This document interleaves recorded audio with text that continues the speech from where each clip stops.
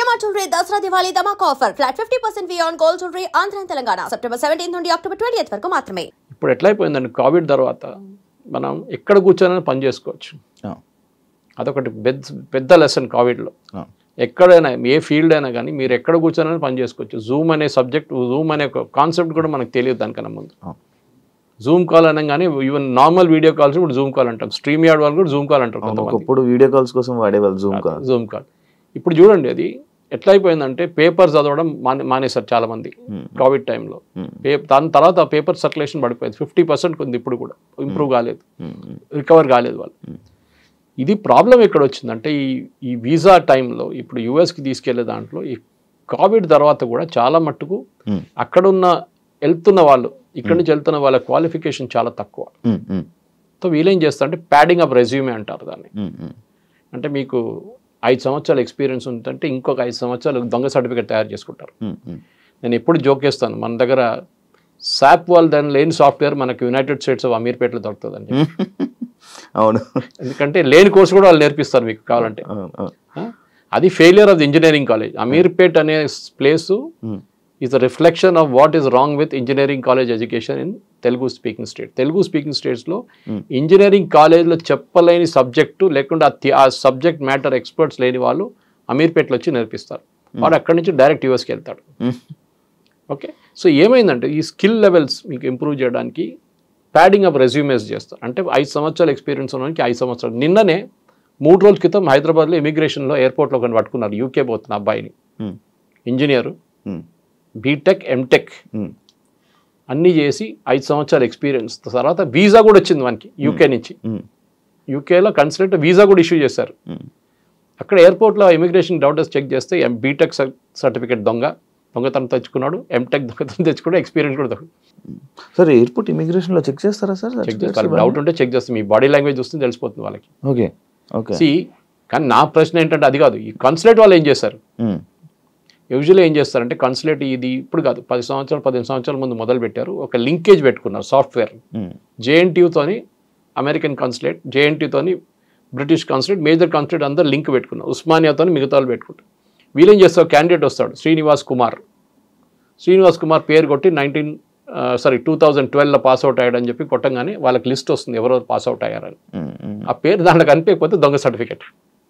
ఆ లింకేజ్ ఉంది, ఎందుకంటే సర్టిఫికేట్లు తయారు చేయడం మన వాళ్ళు ఛాంపియన్స్ ఇండియన్స్. దాంట్లో స్పెషలీ మన దగ్గర ఉన్న ఇంకా పెద్ద ఛాంపియన్స్. మన దగ్గర ఎడ్యుకేషనల్ కన్సల్టెంట్స్ ఉంటారు.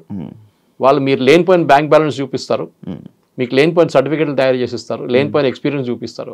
కరెన్సీ చేసేస్తున్నారు. ఇది ఇప్పుడు అంతా కలిసి పడ్డది అక్కడ యూఎస్లో. ఈ ఫేక్ రెజ్యూమేస్ కానివ్వండి, మీరు ఎక్స్పీరియన్స్ ఇప్పుడు చూడండి, లేబర్ డిపార్ట్మెంట్ ఇంత స్ట్రిక్ట్గా ఇప్పుడు దాకా రాలేదు. మీరు చూసిన సినిమా ఏం లేదు ఇప్పుడు, అది చూసిన ట్రైలర్ ఇప్పుడు ఈ $1 lakh ఇప్పుడు రాబోతుంది పెద్ద బాంబు. ఏం సార్ రేట్ నడుస్తున్నాయి ఇప్పుడు. They are checking each and every H1B issue చేసిన చెక్ చేస్తున్నారు. ఎందుకంటే వ్యాలిడిటీ 3 సంవత్సరాలు ఉంటుంది కదా. 3 సంవత్సరాల నుంచి యూఎస్లో పనిచేసేట్టు చెక్ చేస్తున్నారు. ఇప్పుడు నీకు ఎట్లా వచ్చింది H1B, నీకు ఎవరు ఇష్యూ చేసిండు, నీకు ఎక్స్పీరియన్స్ ఎంత ఉంది, నీకు జీతం ఎంత వస్తుంది. మెయిన్ జీతమే ప్రాబ్లం. వీళ్ళు ఎందుకు తీసుకొస్తున్న ఇండియన్ వర్కర్స్తో ప్రేమ ఏం లేదు. అమెజాన్ కానీ, మెటా వాళ్ళకి కానీ, గూగుల్ వీసా టాప్ 3, టాప్ 10లో ఒకటే ఇండియన్ కంపెనీ ఉన్నారు. వీసా లాస్ట్ 2024లో H1B మ్యాక్సిమం అప్లై చేస్తున్న కంపెనీస్లో టాప్ 10లో ఐటీ కంపెనీస్లో ఒకటే ఇండియన్ కంపెనీ ఉంది. 4th పొజిషన్లో TCS. ఇన్ఫోసిస్ లేరు, ఎవరు లేరు. ఓకే, ఎందుకంటే కోవిడ్ తర్వాత work from home and work place అని కాన్సెప్ట్ లాగా చాలా మంది ఇండియాకి షిఫ్ట్ అయిపోయారు. ఇండియా నుంచే వర్క్ చేస్తున్నారు. ముందు కాన్సెప్ట్ ఉండే on site and off site అని, ఇప్పుడు ఆ కాన్సెప్టే పోయింది. ఇప్పుడు అమెజాన్ వాళ్ళు ఇండియన్స్ H1Bలో ఎందుకు తీసుకొస్తున్నారు? అమెజాన్లో ఇంత పెద్ద పని ఏంటి వీళ్ళకి, ఇంత పెద్ద ఇంజనీరింగ్ స్కిల్ ఏంటి వీళ్ళకి అమెజాన్లో, that they need an Indian engineer who's extraordinary. అట్లేం లేదు. సో ఏం చేస్తారంటే తక్కువ జీతం ఇవ్వడానికి వీళ్ళని గుంజుకొని తీసుకెళ్తారు. So that is what is being investigated now today onwards. నిన్న ట్రంప్ అనౌన్స్ చేసిన రోజు అదేం చెప్పలేదు, ఇవాళ చెప్తున్నారు. జెన్యున్గా ఉన్న వాళ్ళని తీసుకెళ్ళండి, ఎవరికి అబ్జెక్షన్ లేదు. కానీ H1B is not a matter of right.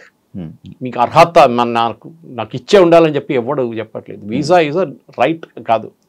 Visa is a kind of మీకు ఇస్తే ఇస్తారు, లేకుంటే లేదు. ఇప్పుడు యుఎస్ కన్సులేట్కి వెళ్తే ఆల్మోస్ట్ 50% మంది వీసాలు రిజెక్ట్ అయిపోతున్నాయి. అవును సార్, యాక్చువల్లీ అదే పాయింట్ సార్. ఎందుకంటే రీసెంట్ టైమ్స్లో కొంతమంది దగ్గర నేను విన్నది ఏంటంటే, అంటే వాళ్ళ ఫ్యామిలీని అక్కడికి తీసుకొని వెళ్ళడం కోసమని వీసా ఇంటర్వ్యూస్ కానీ వెళ్తుంటే వాళ్ళ మొత్తం అందరివి రిజెక్ట్ అయిపోయాయంట. అంటే నార్మల్ వీసాస్ కూడా రిజెక్ట్ అవ్వడానికి రీజన్ ఏమైనా ఉందా? ఇంకా వాడు డౌట్ వస్తుంది, నువ్వు ఎందుకు వెళ్తున్నావు యూఎస్కి అని అడుగుతారు ఫస్ట్. నేను చదవడానికి వెళ్తున్నా అంటాడు. మీ ఇక్కడ ఎవరో ఉన్నారంటారు, అమ్మ నాన్న ఉన్నారు, పెళ్లి చేసుకున్న తర్వాత నువ్వు చదువుకు వెళ్తున్నావు. అచ్చా.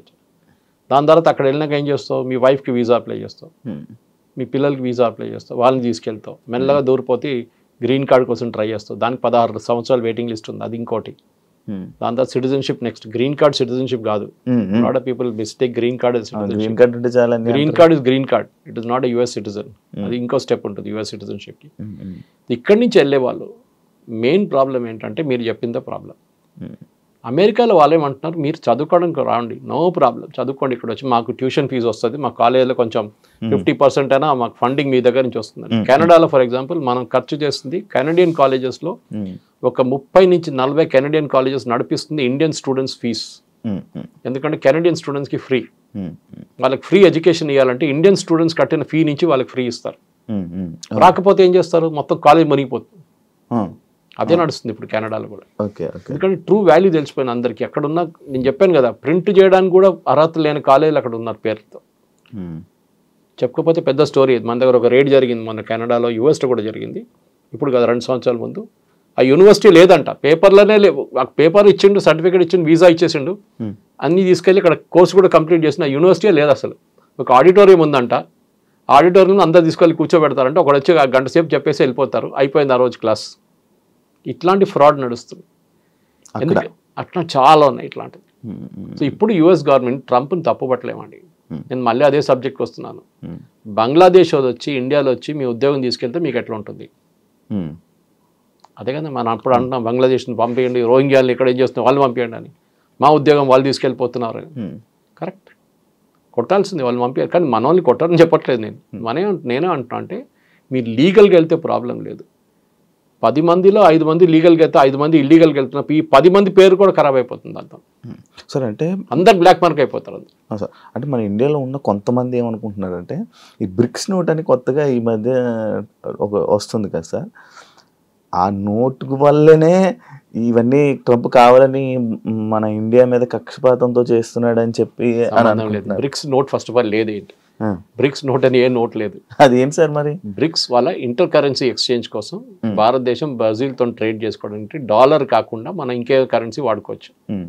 ఫర్ ఎగ్జాంపుల్ రష్యాతో మనం ట్రేడ్ చేస్తున్నాడు. రష్యా స్విఫ్ట్ సిస్టమ్ అనే ఒక ఇంటర్నేషనల్ సిస్టమ్. మీరు ఇప్పుడు ఒక ఇంటర్ కంట్రీ ట్రాన్స్ఫర్ చేస్తే ఇక్కడ నుంచి మీరు యూఎస్కి వచ్చి డబ్బులు పంపిస్తున్నారు, మీ తమ్ముడు అక్కడ చదువుకుంటున్నాడు, మీరు ఆయనకి ఫీజు ఇక్కడి నుంచి పంపిస్తున్నారు, మీరు బ్యాంక్కి వెళ్ళి డబ్బులు కట్టి వాళ్ళ బ్యాంక్కి ట్రాన్స్ఫర్ చేస్తారు. ఆ వర్క్ చేస్తున్న సిస్టమ్ పేరు స్విఫ్ట్, ఇంటర్నేషనల్ సిస్టమ్. రష్యాని బ్యాన్ చేసి పడేశారు దాని నుంచి, ఎందుకంటే యుక్రెయిన్ వార్ స్టార్ట్ చేయగానే. ఇప్పుడు రష్యా డబ్బులు మనం రష్యాకి ట్రాన్స్ఫర్ చేయలేము. మనం ఏం చేస్తాం, సరే మేము రూపీలో పే చేస్తాం మీకన్నా, డైరెక్ట్ బ్యాంక్ ట్రాన్స్ఫర్ రూపీ నుంచి మా స్టేట్ బ్యాంక్ నుంచి మీ రష్యన్ బ్యాంక్కి ఇచ్చేస్తారు. కానీ రూపీ, డాలర్ కదా, డాలర్ కాగానే స్విఫ్ట్ నుంచి వెళ్ళాల్సి వస్తుంది. స్విఫ్ట్ నెంబర్ అనేది స్విఫ్ట్ SWIFT అని ఉంటుంది, ఆ నెంబర్ లేదు ఇప్పుడు రష్యా. సో మనం ఏం చేస్తాం trade. So BRICS is that only. BRICS ఏమన్నా ఆల్టర్నేటివ్ కరెన్సీ కాదు, ఏదో కొత్త కరెన్సీ యూరో తీసుకురావట్లేదు ఇక్కడ. We are trying to kind of evolve different system. For example మనం ఇరాన్తో ట్రేడ్, ఇప్పుడు ఇరాన్ లేదనుకోండి దీని బ్రిక్స్లో, కానీ చెప్తున్నా ఇరాన్తో మనం ఫస్ట్ ఆయిల్ ట్రేడ్ చేసినప్పుడు అమెరికా వాళ్ళు బ్యాన్ పెట్టినప్పుడు న్యూక్లియర్ డీల్తో ఏం జరిగిందంటే, ఇరాన్ ఏమన్నారు, ఫస్ట్ వాళ్ళ లోకల్ కరెన్సీలో మనం ఇచ్చేస్తే చాలన్నారు, మనం ఇచ్చాం. దాని తర్వాత మనం చెప్పాం అది కూడా చేయలేము, యూఎస్ చాలా ప్రెషర్ పెడుతున్నా అంటే, ఒక పని చేయండి, మాకు బియ్యం కావాలి, మాకు ఇన్ని టన్స్, మిలియన్ టన్స్ బియ్యం కావాలి, మీ దగ్గర ఆ బియ్యం మాకు ఇచ్చేసేయండి, మేము మీకు ఆయిల్ ఇచ్చేస్తాం. బార్టర్ ట్రేడ్ అంటాం అన్న, పాత సిస్టమ్లో అట్లనే ఉండే, ఇచ్చి మీరు తీసుకు. సో ఈ బ్రిక్స్తో దీనికి సంబంధం లేదు. ట్రంప్కి కోపం ఏంటంటే ఆ లాబీ చాలా పవర్ఫుల్ అయిపోతుంది. దాంట్లో రష్యా అండ్ సౌత్ ఆఫ్రికా అస్సలు పడదు, చైనా ఇంకా పడదు, మిగిలింది ఎవరు? ఇండియా కదా. ఇండియా మీద టార్గెట్ చేస్తారు. సో ఇండియాని టార్గెట్ చేయడంలో ఇండైరెక్ట్లీ వీళ్ళు ముగ్గురు ఉన్నారని చెప్పి టార్గెట్ చేస్తున్నారు. కానీ బ్రిక్స్కి దీనికి సంబంధం లేదు. It is nothing do with it. Is basically ఆయన ఎలక్షన్ క్యాంపెయిన్లో చెప్పిన మాట చేస్తున్నాడు. ఎలక్షన్ క్యాంపెయిన్ చెప్పాడు, నేను రాగానే ఇమిగ్రేషన్ పెట్టి H1B వాళ్ళని అందరిని తీసేస్తా అని చెప్పి. అప్పుడు డిఫెండ్ చేయడానికి వచ్చిన ఎవరు? Elon Musk. ఎలాన్ మస్క్ ఏమన్నారంటే H1B వర్కర్స్ వస్తున్న దాంతో పాటు మనకి యుఎస్లో ఇన్నోవేషన్ ఇంప్రూవ్ అవుతుందన్నారు, విచ్ ఇస్ కరెక్ట్. ఇక్కడి నుంచి ఫస్ట్ ఎర్లీ స్టేజెస్లో H1Bలో 90s అండ్ ఎర్లీ 2000 వెళ్ళిన వాళ్ళు చాలామంది ఇన్నోవేటివ్ ప్రోడక్ట్స్ తీసుకొచ్చారు. మన దేశంలో ఒక్క ఇన్నోవేటివ్ ప్రోడక్ట్ కూడా మీరు చెప్పండి ఏదైనా తయారు చేసింది. ఒక ఐప్యాడ్ తయారు చేసామా మనం? ఐపాడ్ తయారు చేసామా? ఏం తయారు చేసాం చెప్పండి మనం? We are services country. ఐటీ కూలీ అని నేను ఆ వర్డ్ వాడను, అది it is a derogatory word. కానీ మనం చేస్తున్న సర్వీసెసే. అక్కడ ఉన్న అమెరికన్ కంపెనీకి ఇక్కడ నుంచి అవుట్ సోర్స్ చేశారు, మనం సర్వీస్ చేస్తున్నాం. వాళ్ళ బ్యాక్ ఎండ్ మెయింటైన్ చేస్తున్నాం, వాళ్ళ అకౌంట్స్ మెయింటైన్ చేస్తున్నాం, అకౌంట్ రిసీవబుల్స్ మెయింటైన్ చేస్తున్నాం, అన్నీ మనం చేస్తున్నాం ఇక్కడ నుంచి. అంతే. అదే సార్, ఇప్పుడు యుఎస్ వాళ్ళకి మన ఇండియా మీద కక్ష లేకపోతే యాపిల్ కంపెనీ ఇండియాలో పెడతానంటే లేదు యుఎస్లోనే పెట్టాలని చెప్పి అది ఇష్యూ చేశారు కదా, మరి అది చేస్తాడు కదా. సిద్ధరామయ్య ఏమో బెంగళూరులో పెట్టమంటారు, మన కంట్రీలోనే కాంపిటీషన్ ఉంది. అమెరికా ఏమంటారు, మా ఆధార్ పెట్టండి, మా దగ్గర 50,000 మందికి ఉద్యోగం వస్తుంది, ఇక్కడ పెట్టండి అని. అక్కడ ఎందుకు పెడుతున్నావు అని చెప్తారు. చెప్పాల్సిన చెప్తాడు, అంతే. వినాల్సిన వింటాడు. అంటే ఇలాంటి సిచ్యువేషన్స్ ఒకటి చూసుకుంటే అది Trump is a businessman. ఆయన real estate dealer, real estate company నడిపిస్తాడు. ఆయన మాట్లాడే లాంగ్వేజ్ అది ఇది అంటే చేస్తావా లేదా అట్లా మాట్లాడతారు డైరెక్ట్. మన దగ్గర రియల్ ఎస్టేట్ అట్లా కాదు, కానీ ట్రంప్ లాంగ్వేజ్ అది. ఇది స్ట్రైట్ ఫార్వర్డ్ డీలర్. నాకు ఎంత వస్తుంది చెప్పు, నీకు ఇంత ఇస్తాను నేను కథ. ఇది డీల్ అన్నమాట. సో ట్రంప్ చేసేది అన్ని ఆయనకి అమెరికన్. నేను కూడా CNN ఒక ఒపీనియన్ పోల్ వచ్చింది చూశాను నేను. And CNN is anti Trump. దాంట్లో కూడా చాలా మంది అమెరికన్ ట్రంప్ని సపోర్ట్ చేస్తున్నారు ఇప్పుడు. 2-3 దాంట్లో. ఒకటి ఎకానమీ, సెకండ్ క్రైమ్. చాలా క్రైమ్ ఎక్కువ ఉండే అక్కడ, ఎస్పెషలీ వెనిజువేలా నుంచి వచ్చిన గ్యాంగ్లు, కొలంబియన్ గ్యాంగ్స్ వచ్చి అక్కడ రేప్లు, మర్డర్లు అన్నీ చేశారు యూఎస్లో చాలా సిటీ. వాళ్ళందరినీ పంపించేశారు, మిగతా వాళ్ళని అందరు jail వేసేశారు. And don't forget to subscribe to iDream. And for more videos, please subscribe to iDream. Please subscribe to iDream. Please subscribe iDream. And please subscribe to iDream. For more videos, subscribe to iDream. please like, share and subscribe to the channel. Congratulations, iDream. Subscribe to iDream. Subscribe to iDream. So subscribe to iDream Media. iDream ki iDream team andarki huge congratulations. Please subscribe iDream Media. Please subscribe to iDream. Subscribe iDream. Please subscribe to iDream. iDream అంటే నా కళల ఛానల్ను subscribe చేసుకున్న నోరు తిరుగుతలేదు, మీరైతే గంట గుర్తు కొట్టండి. For more such videos, please subscribe to iDream. Subscribe to iDream. Please subscribe to iDream. Please subscribe iDream Media. Please do subscribe to iDream. Please subscribe to iDream Media. For best entertainment and information, please subscribe iDream.